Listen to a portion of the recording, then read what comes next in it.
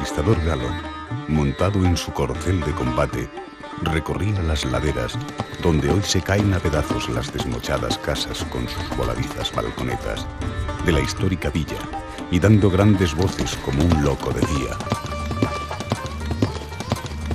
en nombre de los soberanos de Castilla, tomo posesión de este valle para fundar la capital de la isla. Quien quiera que se oponga, que salga al frente para medir sus armas con las mías. De esta forma literaria describe Isaac Riera el origen de este pueblo que vio desaparecer lentamente con la herrumbre de los siglos algunas de sus casas y su antiguo convento franciscano.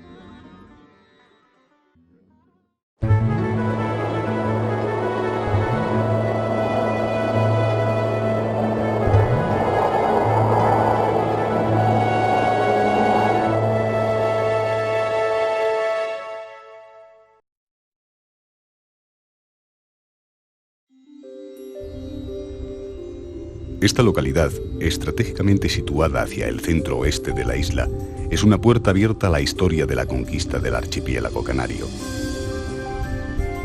Hasta aquí llegó Jean de Betancourt para fundarla en 1404, una vez culminada la conquista de la isla. Aborígenes sometidos, esclavos africanos y colonos europeos convivieron en esta población que se alza a ambos lados de un barranco.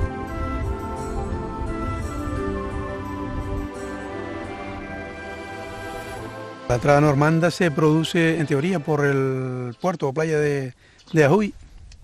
Otros que sí en el puerto de la Peñarada, que realmente son 2 calas de desembarco. La ascendencia por el barranco de Ajuy hasta Madre del Agua. Trepan por lo que es el risco de Buen Paso hasta el valle de Río Palma. Y es cuando se produce el primer encuentro con población aborigen. Los normandos, bajo el mando de Jean de Betancourt y Gadifer de la Salle, se encargaron de levantar este emplazamiento que se transformó en villa y que con el paso de las décadas alcanzaría su máximo esplendor como centro político y administrativo de la isla, siendo además un referente importante en la conquista del archipiélago.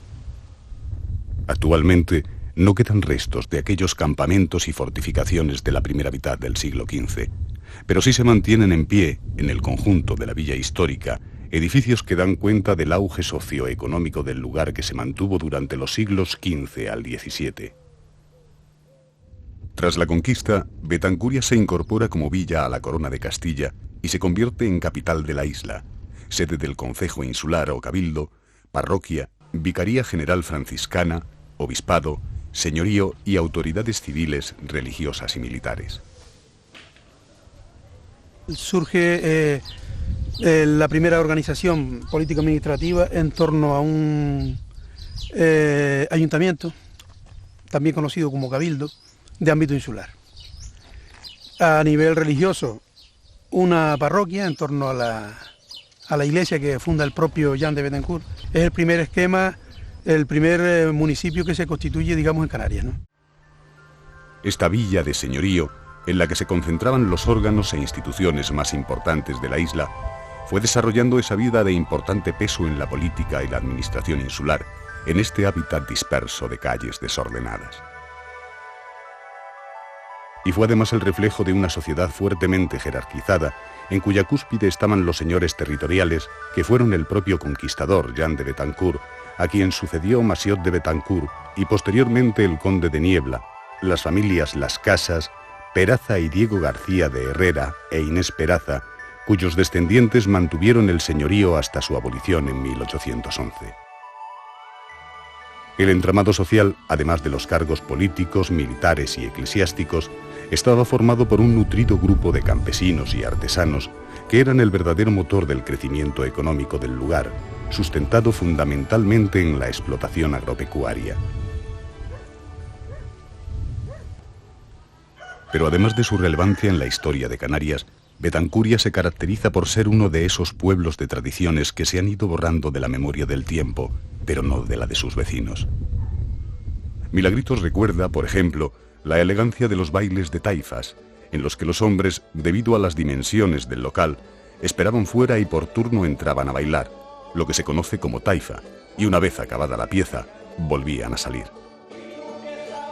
Sí, vestían guapos. Un terno, su corbata, con su buena camisa, salían guapos. Se reunían de otro pueblo como el de La Vega, de Antigua, del Valle, de los sitios que quisieran, que supieran que había baile, venían y participaban. Y la gente salía muy elegante, muy guapas, ahora salía más guapas. Oh, ¡qué tiempo si volviera! La Betancuria actual parece anclada en muchos de esos recuerdos, como si intentara atrapar las glorias de otro tiempo. Pero lo cierto es que con el transcurrir de los años, la villa ha perdido el peso que históricamente tuvo. Así, de haber sido la capital de la isla, título que mantuvo hasta 1834, ha pasado a convertirse en cabecera del municipio menos poblado del archipiélago canario. Si en mi anterior recorrido por los pueblos de Fuerteventura descubrí la importancia de las historias que hay más allá de sus muros, hoy son los propios muros de esta villa los que parecen relatarme la historia del lugar. La primera impresión que me llevo de Betancuria es la de una villa escondida, resguardada del tiempo, que emerge silenciosa de este valle interior. Entre calles serpenteantes y empedradas sobre las que se erigió una parte importante de la historia de las islas. Transitar por las calles de Betancuria es en cierto sentido retroceder en el tiempo. Además de los detalles del lenguaje gótico, estilo importado a la isla por los conquistadores normandos, que aún siguen formando parte de algunas de sus edificaciones, hay que destacar una serie de edificios erigidos en este entorno que hicieron que Betancuria fuera declarada Conjunto Histórico-Artístico en 1978. Una de las edificaciones más emblemáticas de la villa es la iglesia de Santa María de Betancuria, un templo que Francisco Galante, catedrático de Historia del Arte en la Universidad de La Laguna, ha estudiado en profundidad durante los últimos años. Una de las primeras construcciones existentes en Canarias es la iglesia de Betancuria, antigua catedral desde 1424. Aquí, bajo las órdenes de Jean de Betancourt y Gadifer de la Salle, Jean Le Maçon fundó una pequeña iglesia, un pequeño eremitorio, hacia 1410. Pero de esa construcción original apenas queda nada, salvo la posibilidad de que aquel pequeño eremitorio estuviera emplazado en estas inmediaciones. La iglesia, articulada tal y como hoy la conocemos, resulta de una serie de modificaciones que tienen lugar desde los orígenes en el siglo XV hasta 1691, fecha en la que se dan por concluidas las obras de arquitectura. Con posterioridad a esta fecha, se procederá a la construcción del coro, la sacristía, el retablo y la decoración interior del templo. Hay que entender que la iglesia actual es producto de todo un proceso complejo llevado a cabo en el siglo XIX a raíz de la desamortización, de tal manera que muchas de las imágenes que existen en este lugar vienen del convento, desamortizado, extinguido en el siglo XIX, de algunas ermitas que existían en este entorno, como la ermita de Santa Catalina, la de las Santas Vírgenes, la de la San Salvador y otras ermitas más. Y ahora, en la actualidad, esta iglesia se ha convertido en un lugar referencial dentro de un núcleo, el núcleo histórico de mayor antigüedad de Canarias, como es Betancuria, y sin duda alguna la iglesia le confiere al espacio singular de Betancuria, al conjunto histórico, un alto valor dignificativo y por supuesto representativo, ¿no? A través de la bula del Papa Martín V, Santa María de Betancuria se convierte en la sede de un obispado que se mantendría en la villa desde 1424 hasta 1430 y cuya jurisdicción se extendía a todas las islas del archipiélago, excepto Lanzarote, que contaba con el obispado del Rubicón. Su único obispo fue Fray Martín de las Casas. En su conjunto, el edificio destaca tanto por su trascendencia artística como por su valor histórico. Las formas más complejas y características del edificio se pueden observar en el crucero, donde los soportes presentan formas estriadas, sobre los que se sustentan los arcos ojivales encargados de soportar el peso de la techumbre de madera, con vigas decoradas con motivos geométricos. El tema de los estilos en Canarias es una cuestión de difícil aceptación, ¿no?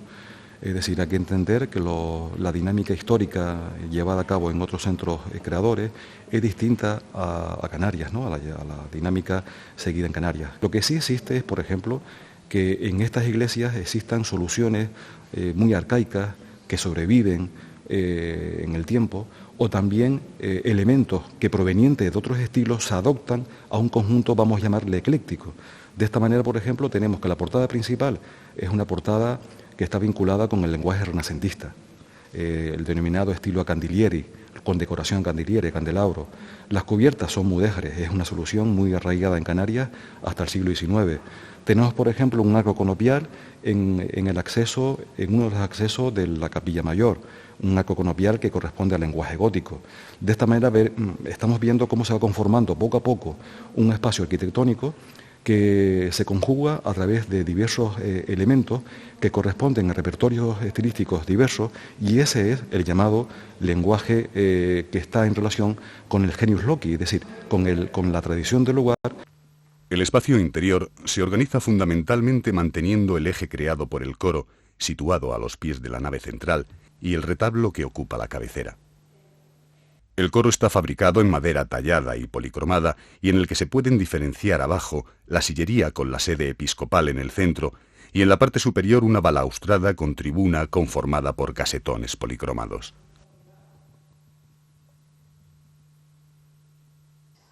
En esta zona, y a los pies de la nave de la epístola, se encuentra la primera planta de la torre de la iglesia, con cubierta de bóveda esférica, donde además se ubica la pila bautismal. Si conducimos nuestros pasos hacia la cabecera del templo, atravesaremos un arco toral apuntado que abre el acceso a la capilla mayor, donde se encuentra este magnífico retablo trazado por el maestro Hernández a finales del siglo XVII y dorado y policromado en las primeras décadas del siglo XVIII.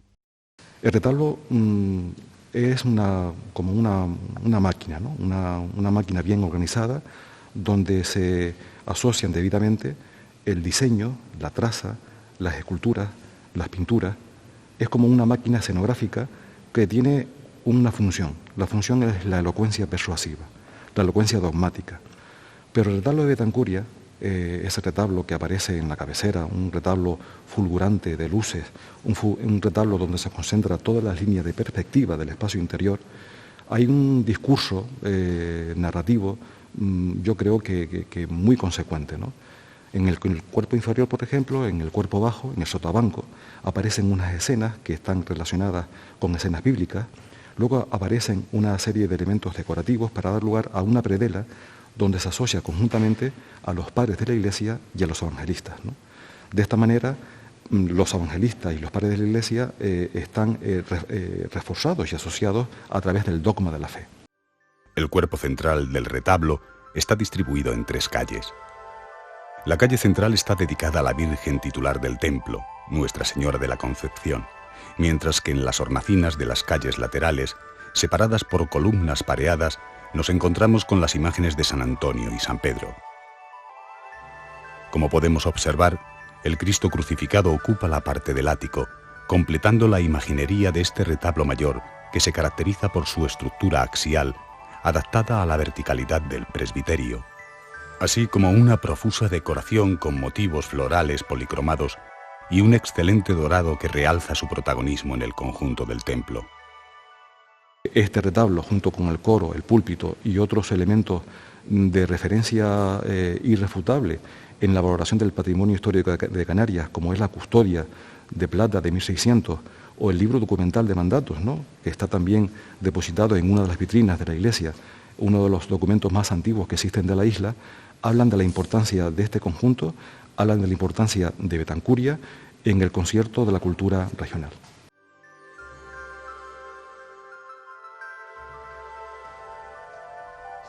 Existen otros 7 retablos distribuidos por las diferentes naves del templo. Son estos aspectos artísticos los que me aportan una visión más evidente de la importancia histórica del lugar que hoy visito.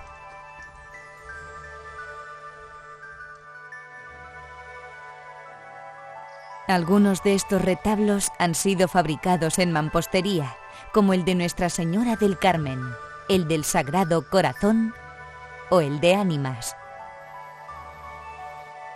en el que me sorprende un llamativo óleo donde aparecen representados el infierno, el purgatorio y la gloria. Por otro lado, hay retablos como los del Cristo atado a la columna, el de San Diego y el de San Buenaventura, patrono de la isla. La característica común de todos ellos es que se trata de obras policromadas en unos característicos tonos rojizos, verdes y amarillos y decoradas con motivos florales o geométricos.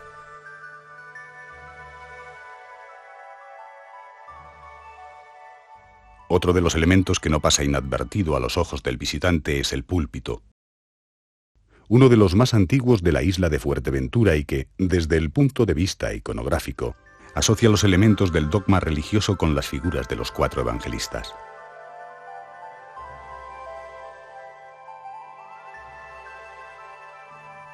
La misma línea decorativa del retablo, que supone una exaltación a la figura de la Virgen, se va a mantener en la sacristía, una parte de la iglesia proyectada después de la finalización de las obras de 1691. Se construye entonces aquí, tanto en la parte inferior como en la superior, un cuerpo cúbico. Y es la sacristía, porque la sacristía primitiva no estaba en este lado, estaba en el lado opuesto. Se construye una sacristía y aquí, evidentemente, yo pienso que es desde el punto de vista, vamos a llamarle espacial, hay una relación entre el programa iconográfico que está en el retablo, que es un programa iconográfico de exaltación a la Virgen, porque aparecen elementos simbólicos como soles, lunas, que hacen referencia a la Virgen, a Cristo, al orto, al amanecer, al nacimiento y a la muerte.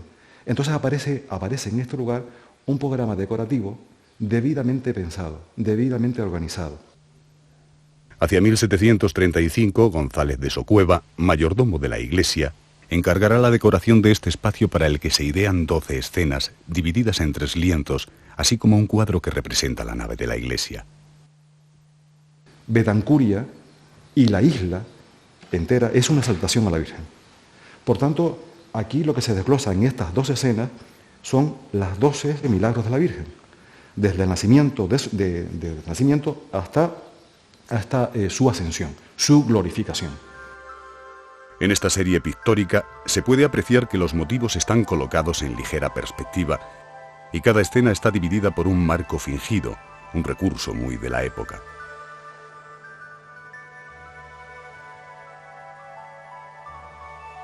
Por otro lado, el cuadro de la nave de la iglesia, realizado por Nicolás de Medina en el siglo XVIII, representa una interesante alegoría del dogma cristiano, y en ella aparecen reflejados Cristo, los apóstoles y la Virgen, renovando simbólicamente los principios de la fe. Sin duda alguna, en este espacio, además de los elementos pictóricos, lo que sobresale es la cubierta de la sacristía, ¿no? Una cubierta ochavada, en casetones rectangulares, con policromías en pan de oro y también en un predominio de rojos y verdes, con lo cual esto nos lleva a relacionar el autor de este decorado con el autor del decorado del retablo, puesto que las referencias son prácticamente similares.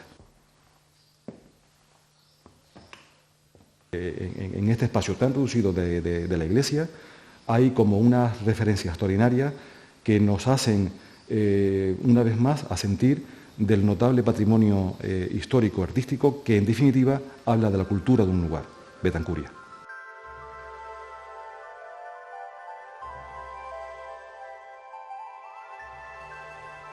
También el exterior de la iglesia es una muestra de esa relevancia. La iglesia de Santa María se encuentra dentro del entramado urbano de la villa, siendo un punto de referencia de la misma junto con la plaza pública, que durante los siglos de máximo esplendor sería el centro neurálgico de la vida en Betancuria. El resultado final de las múltiples modificaciones que experimenta la iglesia hasta la finalización de las obras en 1691 es un conjunto asimétrico de volúmenes diferenciados.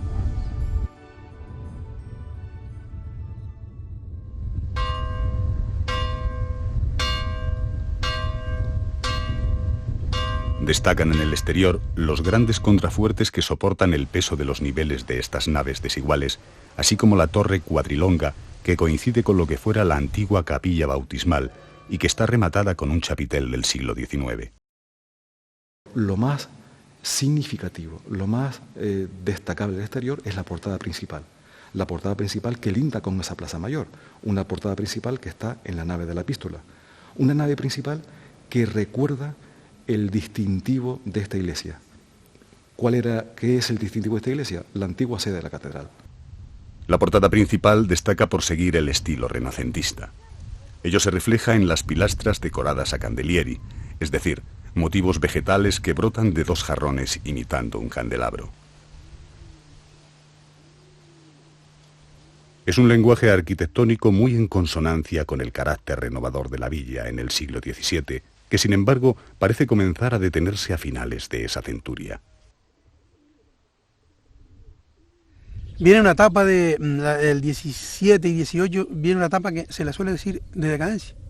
Son episodios puntuales estamos en una economía de antiguo régimen, de hambrunas y de tal, muere gente o se va. El dedicarse al cereal y dependiendo de la lluvia, un cereal de secano, fundamentalmente el nuestro es así, claro, había periodos realmente de hambruna. O sea, no había ya que cultivar porque sencillamente no llovía. Entonces eran los periodos de emigración. A finales del siglo XVII, y como respuesta a uno de esos episodios puntuales de sequías y hambrunas, el Cabildo de Fuerteventura envió un barco a Gran Canaria para que trasladara a toda esa población que la isla no podía mantener.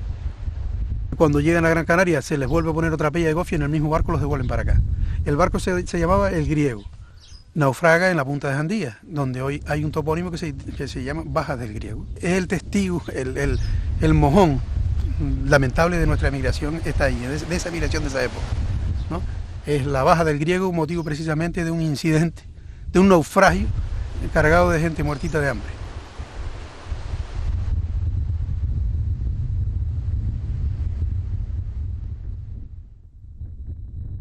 Ya con anterioridad, la villa había sufrido algunos paréntesis de penurias y hambrunas que se vieron agravadas a finales del siglo XVI con el ataque pirático acometido por el Arráez Sabán en 1593 y descrito así por Isaac Viera. Allá por los años de 1593, apareció en las aguas de Fuerteventura una flotilla de berberiscos al mando de Sabán de Arráez, y cayeron sobre Betancuria la noche del 10 de agosto, que fue peor que la de San Bartolomé. Las puertas de las casas caían derribadas a golpes de las hachas. Sus moradores eran atravesados por las gumias de aquellas hordas salvajes, ebrios de sangre. La matanza, la rapiña y el incendio convirtieron a la antigua corte de Betancur en un montón de escombros humeantes, en un cuadro de espantosa desolación.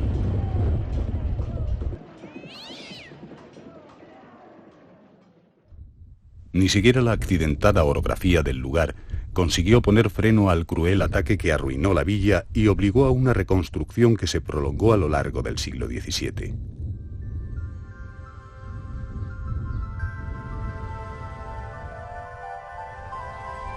En medio de esta soledad, la torre de la iglesia de Santa María de Betancuria es como un faro entre las montañas que rodean la villa, sirviendo como punto de referencia para el viajero.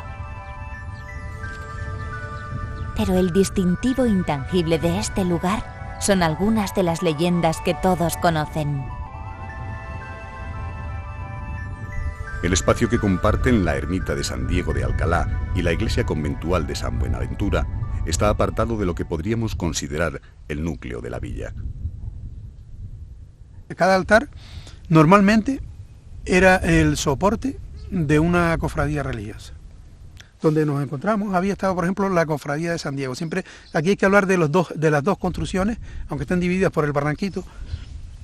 porque era lo habitual, ¿no? La ermita de San Diego de Alcalá es otro de los bienes culturales de la isla de Fuerteventura. Según la tradición, la ermita se levanta sobre la cueva donde se retiraba a orar el santo, muchas veces en compañía de su compañero y amigo, Fray Juan de Santorcaz. En la actualidad, esta cueva ocupa la cabecera del edificio y a ella se accede a través de un arco en el que se puede ver un cordón torneado, símbolo de la orden seráfica. En su interior podemos contemplar un hermoso banco retablo dorado y policromado, en el que además están tallados los escudos señoriales. Esta ermita es una construcción sencilla del siglo XVII y consta de 2 naves y 3 puertas de acceso, 2 de medio punto y una apuntada.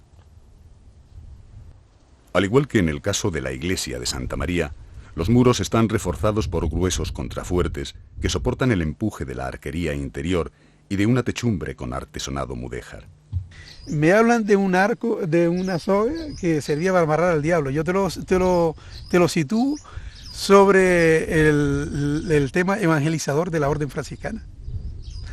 O sea, claro, la gente le ha atribuido ese tipo de cuestiones siempre un poco demoníacas, ¿no? Pero no hay que alejarse de la simbología, ¿eh? Y la simbología franciscana siempre ha sido el cordón. Igualmente históricas y legendarias son las sobrecogedoras ruinas de la iglesia del convento de San Buenaventura, primera casa franciscana del archipiélago canario. Viera y Clavijo, en su obra Historia de Canarias, reseña así la creación del convento. 7 misioneros del convento de Abrojo en Castilla, enviados de Sanlúcar de Barrameda, formaron la primera comunidad de aquella nueva casa que habían edificado pobre y pequeña, cargando sobre sus propios hombros los troncos de palma y tarajal.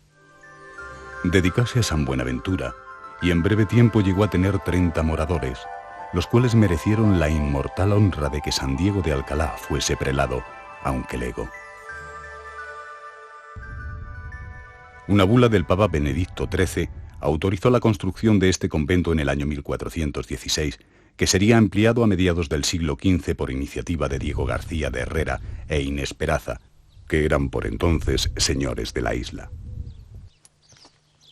Como señala Viera y Clavijo, fue precisamente la presencia de Fray Diego de Alcalá la que dio un importante impulso al crecimiento del convento, del que además fue guardián durante 5 años hasta que en 1449 abandona la isla.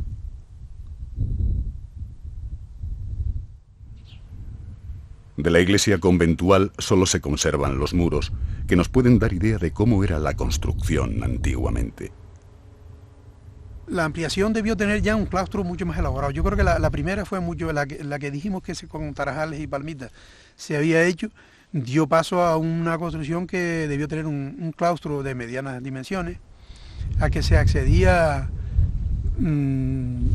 a la nueva iglesia que estaban haciendo, que es la que vemos hoy, sin techumbres y sin nada, a un coro alto, ¿no?, donde los frailes pues asistían al oficio religioso. Se trata de un edificio con planta de cruz latina y 2 sacristías situadas tras los cruceros y conectadas entre sí. 2 puertas con arcos de medio punto, una en el lateral de la epístola y otra a los pies del edificio, servían como acceso a su interior, donde aún se conservan otros restos interesantes, tales como algunas columnas torneadas y los huecos de las hornacinas.